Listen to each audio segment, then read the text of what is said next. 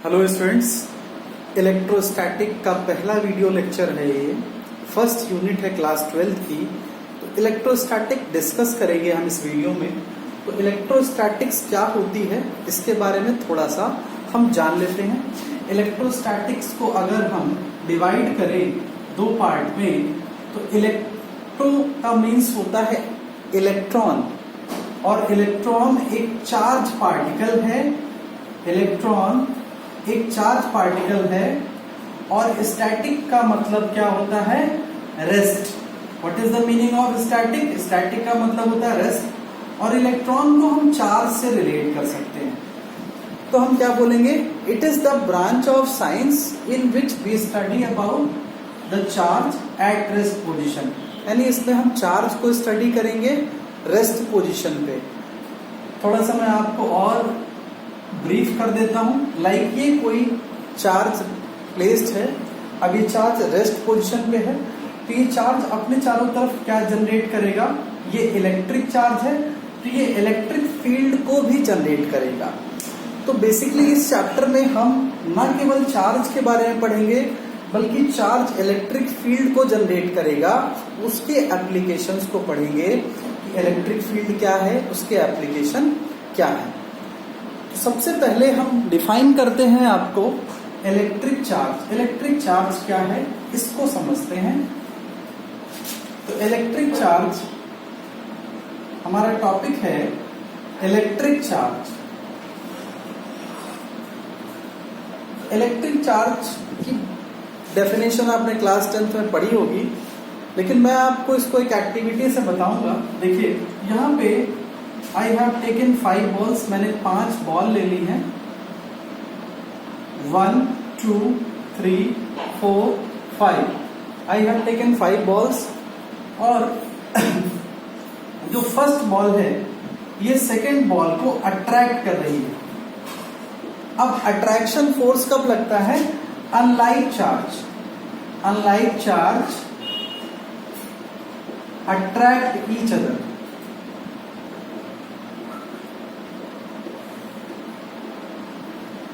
मतलब पॉजिटिव और नेगेटिव होगा तो अट्रैक्शन होगा। Okay, positive and negative will attract. And like charge क्या करते हैं? Like charge will repel. यानी पॉजिटिव और पॉजिटिव होंगे तो क्या होगा? रिपल्शन होगा। थर्ड बॉल फोर्थ को रिपेल कर रही है। फर्स्ट बॉल सेकेंड को अट्रैक्ट कर रही है और थर्ड बॉल फोर्थ को रिपेल कर रही है। फिफ्थ बॉल किसी भी बॉल को ना तो अट्रैक्ट कर रही ना रिपेल कर रही। आप क्या बोलेंगे? फिफ्थ बॉल पे चार्ज क्या है? जब ये बॉल किसी को अट्रैक्ट नहीं कर रही, किसी को रिपेल नहीं कर रही, आप क्या बोलेंगे? ये न्यूट्रल है। न्यूट्रल का मतलब इस पर कोई भी चार्ज नहीं है। तो यहां से हम चार्ज की डेफिनेशन को समझ सकते हैं, इसके फंडामेंटल को क्लियर कर सकते हैं। तो चार्ज क्या है? चार्ज एक ऐसी प्रॉपर्टी है जिससे दो बॉडीज में या तो अट्रैक्शन फोर्स हो सकता है या रिपल्शन फोर्स हो सकता है। अगर बॉडी किसी को ना तो अट्रैक्ट कर रही है ना रिपेल कर रही है तो न्यूट्रल होगा। ठीक है, तो हम बोल सकते हैं it is the property of body.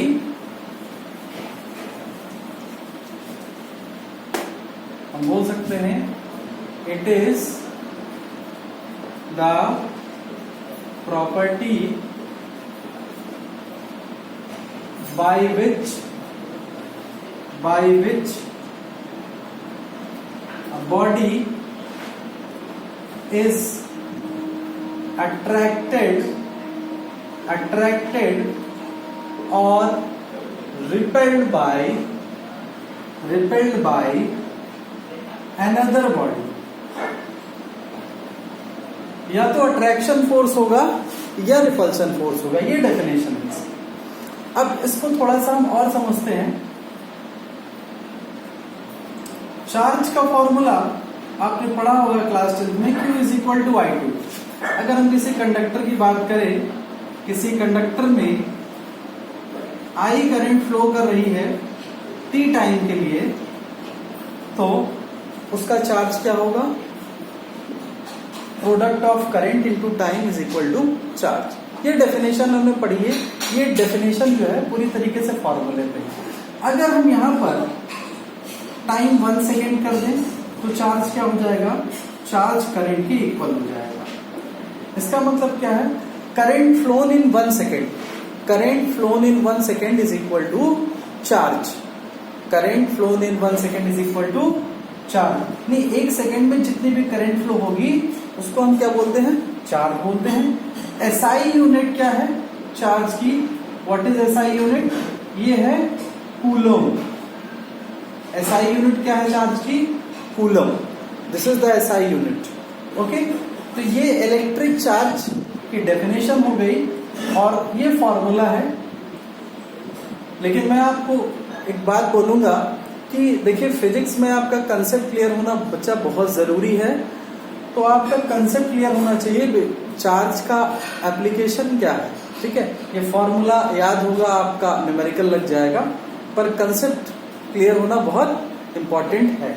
Okay, तो यहां पर हमने इलेक्ट्रिक चार्ज पढ़ लिया। अब हम पढ़ेंगे कि कैसे किसी बॉडी को हम चार्ज कर सकते हैं। तो हम किसी भी ऑब्जेक्ट को कैसे इलेक्ट्रिक चार्ज दे सकते हैं, ठीक है। अच्छा, चार्ज बेसिकली 2 टाइप के होते हैं, एक होता है पॉजिटिव चार्ज और दूसरा negative charge.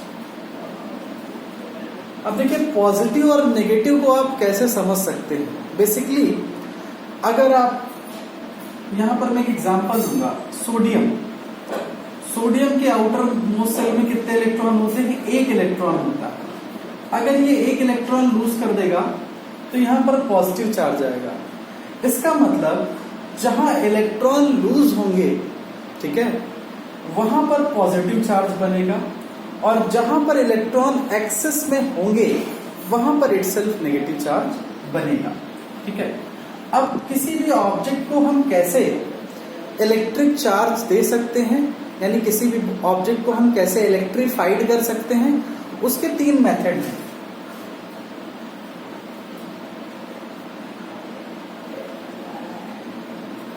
Charging of an object, किसी भी ऑब्जेक्ट को हम कैसे चार्ज कर सकते हैं, इसके 3 मेथड हैं। सबसे पहला मेथड है conduction. First method is conduction. Conduction क्या होता है इसको समझते हैं, बहुत आसान है। यहां पे हमने एक अनचार्ज, ये अनचार्ज मेटल स्फीयर है और ये चार्ज मेटल स्फीयर है। ये चार्ज मेटल स्फीयर। चार्ज, अगर किसी भी ऑब्जेक्ट को चार्ज करना है तो चार्ज करने का पहला मेथड क्या है, कंडक्शन। यहां देखिए, ठीक है, यहां पर एक चार्ज मेटल स्फीयर है, इसके ऊपर चार्ज है, इस पे चार्ज है और यहां पे चार्ज नहीं, ठीक है। अगर हम इनको कांटेक्ट में रखेंगे, एक दूसरे के पास में लाएंगे, यहां पर हमने इनको कांटेक्ट में रख दिया, प्लेस्ड इन कांटेक्ट। अगर हम इनको पास में लाएंगे तो आपको पता है कि मेटल के अंदर फ्री इलेक्ट्रॉन होते हैं, यानी ये जो स्फीयर है ये भी बहुत सारे एटम से मिलकर बना होगा, यहाँ पर फ्री इलेक्ट्रॉन होंगे और आपको पता है मेटल में फ्री इलेक्ट्रॉन होते हैं। तो यहाँ के इलेक्ट्रॉन क्या होंगे, अट्रैक्ट होंगे, तो इस पर भी चार्ज अपीयर होने लगेगा, ठीक है। यहाँ के इलेक्ट्रॉन, फ्री इलेक्ट्रॉन इससे अट्रैक्ट होंगे ना, यहां पर अनचार्ज मेटल स्फीयर में भी फ्री इलेक्ट्रॉन होंगे और ये इलेक्ट्रॉन इस पॉजिटिव चार्ज से अट्रैक्ट होंगे और इधर ट्रांसफर होने लगेंगे। अब बेटा जब यहां से वो फ्री इलेक्ट्रॉन इधर पास होंगे तो ये बॉडी इलेक्ट्रॉन लूज कर रही है, तो इसके ऊपर पॉजिटिव चार्ज अपीयर हो जाएगा, इस पर भी पॉजिटिव चार्ज अपीयर हो जाएगा। अगर इस पर पॉजिटिव चार्ज अपीयर हो जाएगा तो दोनों बॉडीज क्या हो जाएंगी, चार्ज। ठीक है, क्या लिखेंगे? Both are charge. ये पहला तरीका था, सिंपली समझते हैं। ये बॉडी थी जिसपे चार्ज था, इस बॉडी पे चार्ज नहीं था, इस पे फ्री इलेक्ट्रॉन है, और ये free electron in positive charge की तरफ अट्रैक्ट होंगे। और जब ये फ्री इलेक्ट्रॉन अपने प्लेस को छोड़ेंगे तो यानी ये बॉडी इलेक्ट्रॉन लूज करेगी। अभी मैंने बताया था इलेक्ट्रॉन लूज करेंगे तो पॉजिटिव चार्ज आएगा, यानी दोनों बॉडीज चार्ज हो जाएंगी। दूसरा मेथड क्या है हमारा? इंडक्शन। दूसरा मेथड है हमारा इंडक्शन। क्या होता है इंडक्शन? इंडक्शन के थ्रू कैसे हम किसी ऑब्जेक्ट को चार्ज कर सकते हैं? देखिए यहां पे ये एक रॉड है, इसको हम चार्ज रॉड बोल सकते हैं। ये रॉड है,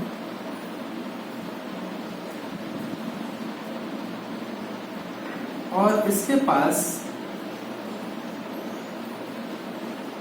हमने अनचार्ज बॉडी रख दी।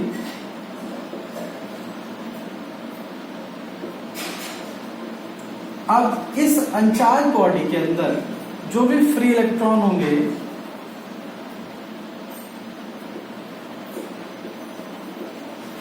इस चार्ज बॉडी के अंदर, इस अनचार्ज बॉडी के अंदर जो भी फ्री इलेक्ट्रॉन होंगे वो इसकी तरफ अट्रैक्ट होंगे। ठीक है, जब अट्रैक्ट होंगे तो इसके बाहरी सरफेस पे नेगेटिव चार्ज अपीयर हो जाएगा।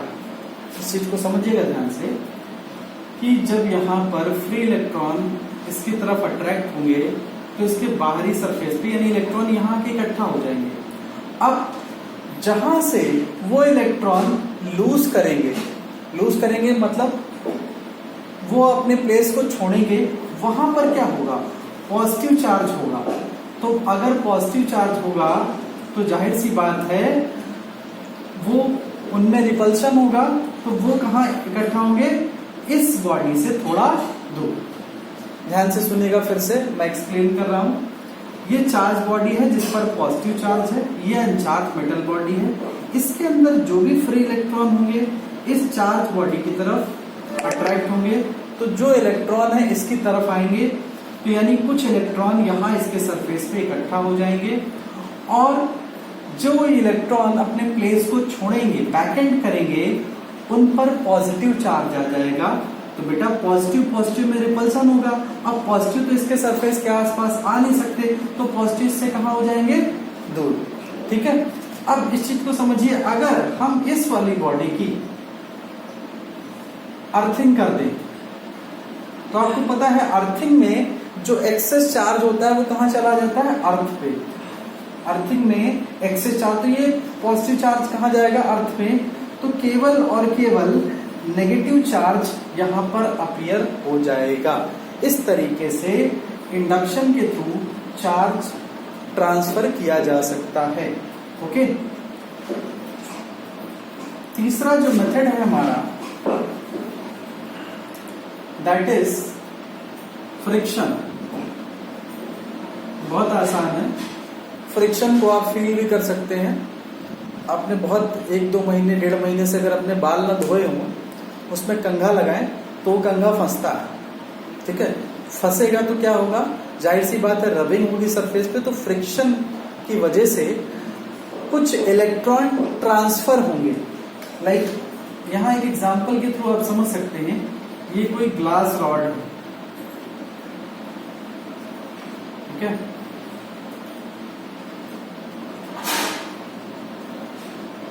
ठीक है, और ये सिल्क है, ये सिल्क है। अब देखिए, अगर ध्यान से सुनिएगा, अगर इस ग्लास रॉड को इस सिल्क के ऊपर हम रब करेंगे तो जाहिर सी बात है यहाँ पर भी फ्री इलेक्ट्रॉन होंगे, और वो फ्री इलेक्ट्रॉन यहाँ जो है ट्रांसफर होंगे, और ट्रांसफर होंगे तो इसके ऊपर भी चार्ज अपीयर हो जाएगा, यानी रब करने से चार्ज ट्रांसफर हो जाएगा। तो ये तीसरा तरीका था जिससे हम चार्ज को किसी भी ऑब्जेक्ट को इलेक्ट्रीफाइड कर सकते हैं। Okay class, this is the third method by which we can electrified. तो आज इस वीडियो लेक्चर में हमने क्या पढ़ा? बेसिकली हमने इलेक्ट्रिक चार्ज पढ़ा, दूसरा हमने क्या पढ़ा? इलेक्ट्रिक चार्ज की यूनिट पढ़ी, और कितने तरीके से हम किसी बॉडी को इलेक्ट्रीफाइड यानी चार्ज कर सकते हैं, कंडक्शन, इंडक्शन और फ्रिक्शन। अगले लेक्चर में हम इसके आगे प्रोसीड करेंगे।